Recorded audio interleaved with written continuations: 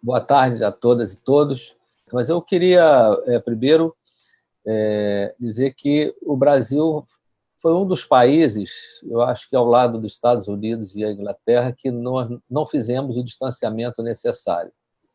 E, pelo fato de não fazer o distanciamento necessário, a gente levou ao óbito e à morte milhares de pessoas que não deveriam ter morrido e nem adoecido.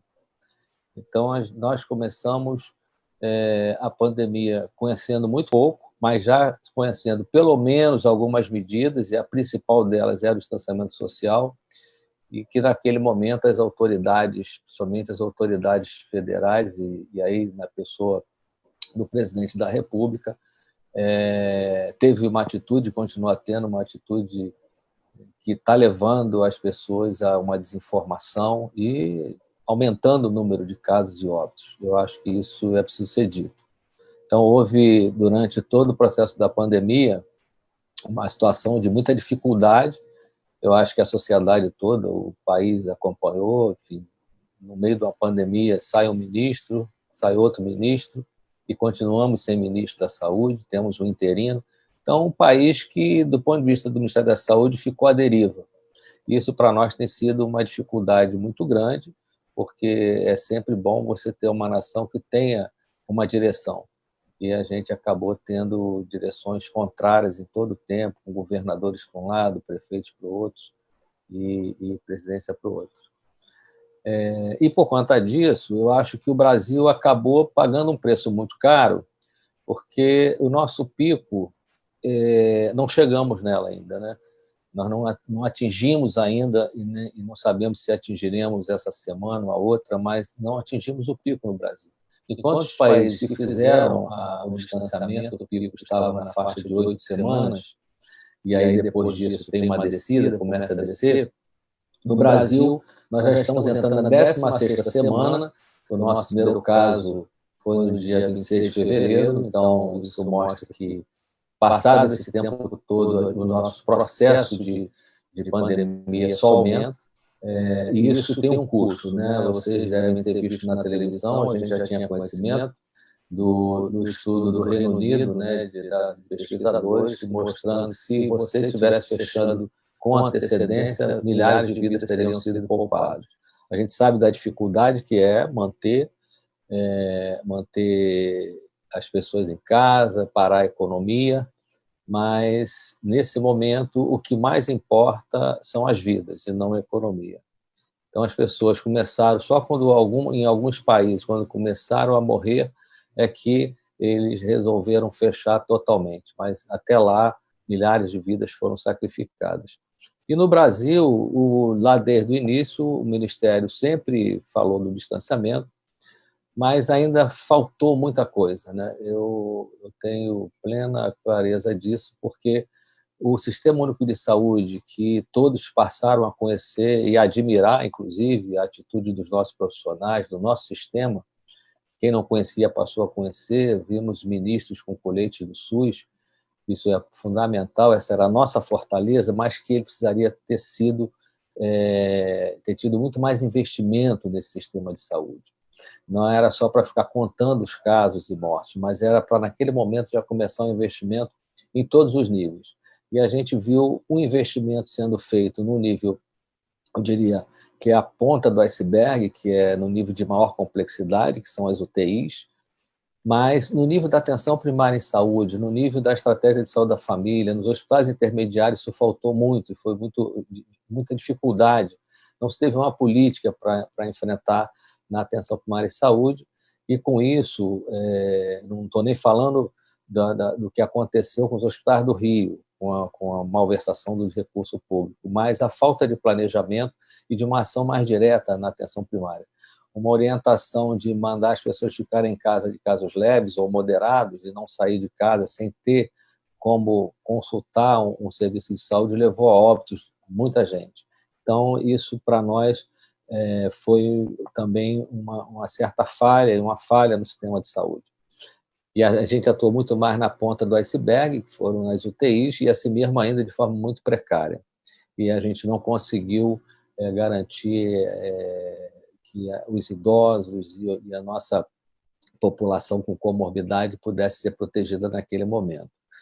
E aí a gente precisa falar também, do ponto de vista da magnitude da pandemia, e aí é um estudo importante lá de Pelotas, com relação à subnotificação. A gente sabe que o Brasil não fez os testes, aliás, o Brasil é um país que menos testou no mundo, pois a gente pode esclarecer até melhor isso, por a importância do teste, do diagnóstico, dos contactantes. Enfim, a própria OMS preconiza que para cada caso você tem que testar pelo menos 30 pessoas do seu entorno. A gente não consegue nem testar o caso, muita gente morreu sem o diagnóstico. Então, esse número de subnotificação no Brasil ele está na ordem de 7 vezes mais. Ou seja, para cada caso que a gente está olhando de mortalidade, 7 provavelmente pessoas estariam infectadas e sem saber, e com isso podendo involuntariamente produzir novos casos, né? O Brasil, como já era de se esperar, atingiu o segundo colocado em casos e em mortes. Atingimos ontem, né, uma cifra imensa de 41 mil casos, quase 42 mil casos, e vamos chegar na casa de 1 milhão. E a letalidade ainda muito elevada. O Rio de Janeiro é o estado com a maior letalidade, o município do Rio de Janeiro com a maior letalidade, é perto de 12, mais ou menos, a letalidade, ou seja, um número que chama atenção, porque isso tem muita relação com acesso ao serviço de saúde, principalmente em regiões onde os serviços de saúde estavam mais precarizados. E hoje, a letalidade maior, por exemplo, estão nas comunidades mais abandonadas, como favelas e periferias, e na zona oeste do Rio, Campo Grande, Bangu, são áreas onde você tem um número muito maior de mortes por conta da falta de acesso. Só para vocês terem uma ideia, a partir da primeira morte, que foi no dia 17 de março, no dia 12 de abril nós tivemos 1.200 mortes. Um mês depois, no dia 12 de maio, nós passamos de 1.200 mortes para 12 mil mortes. E do dia 12 de maio para 12 de junho, que foi agora, né, ontem, para 41.900 mortes, ou seja, quase 42 mil mortes. Então, imagine que em 30 dias a gente pula de 1.200 para 12 mil, e mais 30 dias, de 12 mil para 42 mil mortes. Isso tudo era o que a gente não queria. Quando a gente falava que teríamos que achatar a curva, nós não conseguimos achatar a curva e continuamos a subir. A gente continua ainda na subida. O Rio de Janeiro parece que tem diminuído o número de casos, isso é uma realidade, isso tem uma relação de diminuir o número de casos e de mortes, mas ele ainda não atende aos critérios de flexibilização conforme preconizado pelo OMS, com todos os indicadores, que tem a ver com a transmissão da doença, tem a ver com os riscos com a ocupação hospitalar. Então, o que a gente tem colocado como indicador, vou falar só de 3 para ser bem sucinto, você tem que ter pelo menos 50% de casos a menos com relação ao pico. Ou seja, se eu tenho 300 mortes, esse é o pico. Eu tenho que ter pelo menos 50%, ou seja, eu tenho que ter 150 mortes por dia, que é na descida, para eu começar a relaxar. E a gente não está acontecendo isso. A gente não está, o dia que teve o maior número de mortes, nós não estamos na metade disso. Então, isso normalmente acontece em torno de 2 semanas depois do pico, 15 dias depois você tem. E é por isso que a OMS preconiza que 15 a 20 dias é o momento depois do pico, e a descida é o momento de você começar a flexibilizar algumas atividades. Então, isso é um indicador importante que a gente não está utilizando esse indicador, essa diminuição de casos. O outro seria o sistema de saúde. O outro seria o sistema de saúde. Então, também a gente precisaria trabalhar bem esse sistema de saúde, ter uma liberação de leitos, pelo menos mais de 30%. Nós nunca fizemos isolamento social. Então, esse retorno ele precisa ser muito bem pensado, esse retorno ao trabalho, não vou tocar aqui nas principais medidas de higienização, mas quando a gente pensa em retorno nas escolas, nós temos que pensar em violências que estão nessas escolas, temos que pensar em como monitorar esse retorno, e aí eu diria, tem três formas, três momentos importantes: a preparação dessa abertura, que é uma preparação necessária de como organizar, e aí eu diria, uma estratificação de risco e um mapeamento de risco e grupos de risco é um ponto importante para a gente poder discutir, do ponto de vista interno e externo das escolas. Então, políticas de abertura por etapas, de que maneira, espaços ao ar livre, como é que nós vamos garantir as medidas de higiene, limpeza do ambiente, limpeza das salas, enfim, prática de distanciamento, escala de horário, isso tudo tem que estar pensado num plano, e eu diria, esse plano precisa ser bem discutido entre professores, o coletivo, né, e pais e alunos, enfim. Ter um plano de capacitação para todos os trabalhadores da escola, isso para poder saber como vai utilizar a EPI, etiqueta respiratória, uma série de questões que vão precisar ser colocadas. Plano para um serviço de comunicação e informação diária, isso é fundamental. Se você não tem uma boa informação, uma boa comunicação, você não consegue atingir, e até hoje a gente tem dificuldade, as pessoas ainda andam sem máscara na rua, então isso é fundamental. Oferecer serviços de saúde mental e apoio psicossocial para docentes e discentes, isso é fundamental, principalmente aqueles que tiveram perdas diretas, né, de parentes pela pandemia, isso é um impacto enorme. O debate sobre a questão das plataformas de ensino, como acessar, quem tem acesso, quem tem direito a acesso, de que maneira você garante o acesso tanto de professores e alunos, tanto na rede privada quanto na rede pública, de que maneira você faz isso. Então, são questões que a gente vai precisar debater muito para iniciar o processo de abertura. Então, fortalecer, isso é fundamental. E depois monitorar os indicadores de saúde. Vamos testar? Não vamos testar? Essa questão da testagem é um debate importante, porque os testes disponíveis não garantem uma sensibilidade, uma especificidade grande, ou seja, ele pode dar falso negativo e a pessoa ser positiva.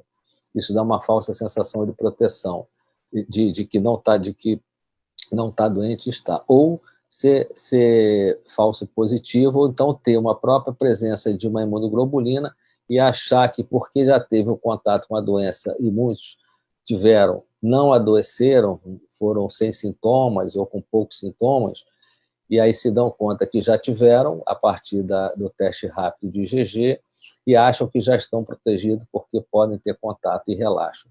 E a gente sabe que não há ainda uma certeza com relação a essa imunidade, e essa certeza a gente só vai ter efetivamente quando tiver vacina para todo mundo, e vacina com uma boa eficiência e eficácia.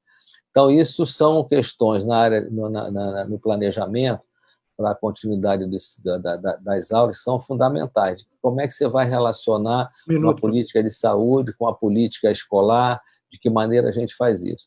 Então, eu acho que questões que precisam ser respondidas nesse minuto que me falta. Professores farão teste do Covid-19 antes de retornar às aulas? Essa é uma questão a ser respondida.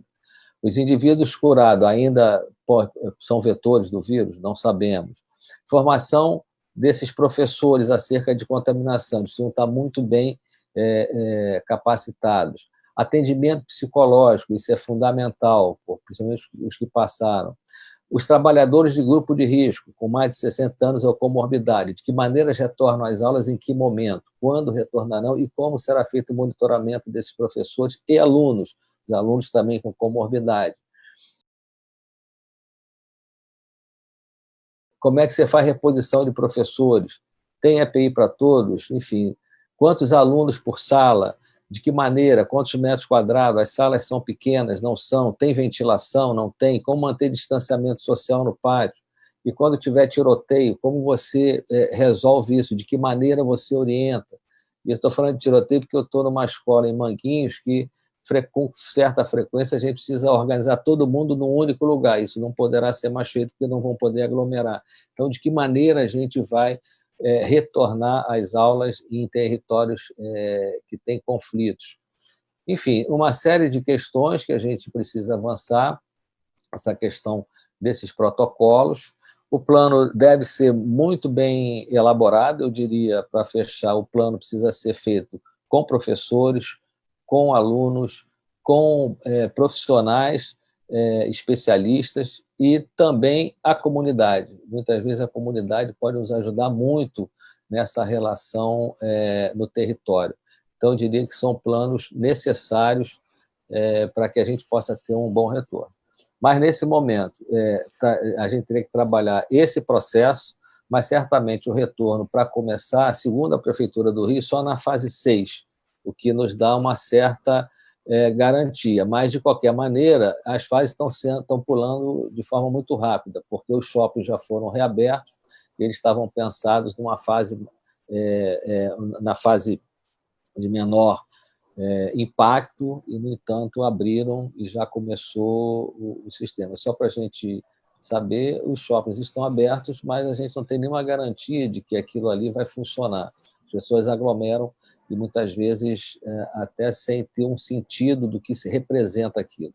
Então, não é muito simples, não é muito fácil. As escolas, para reabrirem, vão ter dificuldades, não tenho a menor dúvida, mas alguns passos a gente precisa começar a dar aqui para reduzir, eu diria assim, não é nem a segunda onda, porque não acabamos a primeira onda, mas provavelmente, na hora que a gente retornar, não aconteceu o que aconteceu na França, por exemplo, que uma semana depois tiveram que fechar algumas escolas porque aumentou o número de casos.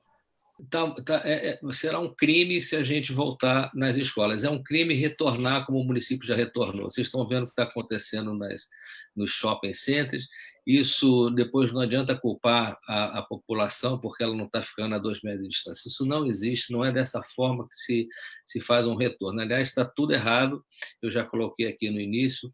A gente deveria estar pensando em abrir para qualquer atividade com, no mínimo, 15 dias após o pico, ou seja, 50% dos casos a menos, como taxa, como número absoluto. O que nós estamos vendo é um genocídio em massa. Isso está acontecendo nos Estados Unidos, Brasil e a Inglaterra, que foram os 3 países que mais tiveram posições incoerentes, posições criminosas com relação ao distanciamento social. Isso é um retrato dessa questão global do avanço da extrema-direita no mundo. E o Brasil e os Estados Unidos, não é à toa que o Brasil e os Estados Unidos estão na frente. O Brasil já passou, eu fiz um documento no final de semana, em maio nós passamos, em número de mortes por taxa de 100 mil habitantes, nós ultrapassamos os Estados Unidos, e vamos ultrapassar os Estados Unidos, e talvez em número absoluto, se esse distanciamento não for cumprido. E o que está aparecendo, que está acontecendo, provavelmente em agosto a gente ultrapassa. Então, é uma corrida insana em defesa da vida. É importante que a sociedade se une em torno disso. Não está sendo fácil por conta dos discursos do governo federal, e agora também os estados e municípios sendo pressionados do ponto de vista econômico. A economia acaba ficando na frente das vidas. Isso é importante destacar, porque os municípios, principalmente São Paulo e Rio de Janeiro como estado, têm flexibilizado de forma irresponsável. Aqui no Rio a gente está vendo isso. Eu acho que os professores, os sindicatos, suas lideranças devem realmente batalhar e não permitir que as escolas retornem dessa forma. Não é uma questão não é uma questão de higienização apenas, não é uma questão de só organizar, porque isso vai ter que ser feito, mas não é esse momento. Eu acho que tem que discutir isso, de que maneira a gente volta. Eu gostei muito da fala da Kátia, assim, criança é isso mesmo, criança quer liberdade, criança quer brincar, criança tem direito a ser livre, e é muito difícil você botar uma criança na gaiola, principalmente mantê-la a 2 metros de distância da outra. Isso é impossível. Então, vamos ter que repensar, inclusive, de que maneira a gente vai retornar.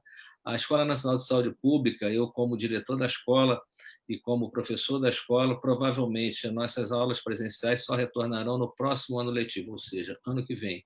É claro que a gente, com isso, precisa desenvolver tecnologias educacionais, pedagogias à distância, coisas desse tipo, que é mais fácil no nível superior ou uma escola de pós-graduação como a minha.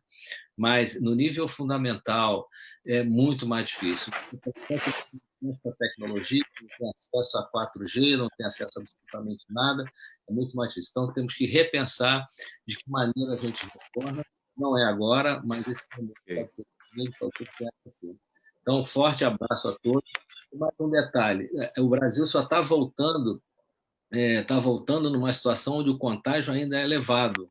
Ou seja, para cada pessoa que se contamina, passa para duas outras, e cada uma, e duas passa para quatro, é uma progressão geométrica. A Alemanha retornou para as casas quando atingiu 1,1. Ela chegou a 1, abaixo de 1. Quando atingiu 1,1, fechou tudo de novo. Então, assim, é o cuidado que a gente precisa ter no contágio, na contaminação, que são os idosos e principalmente os que têm comorbidade, esses que estão morrendo e muitas vezes sem direito a um acesso a um serviço de saúde, como a gente viu nas regiões, principalmente na zona oeste da cidade. Então, muito obrigado, estou aqui à disposição na Escola Nacional de Saúde Pública, na Fiocruz, podem nos convidar, podem acionar nossos pesquisadores e professores que estamos aqui a postos para poder dar a maior contribuição possível no enfrentamento dessa pandemia.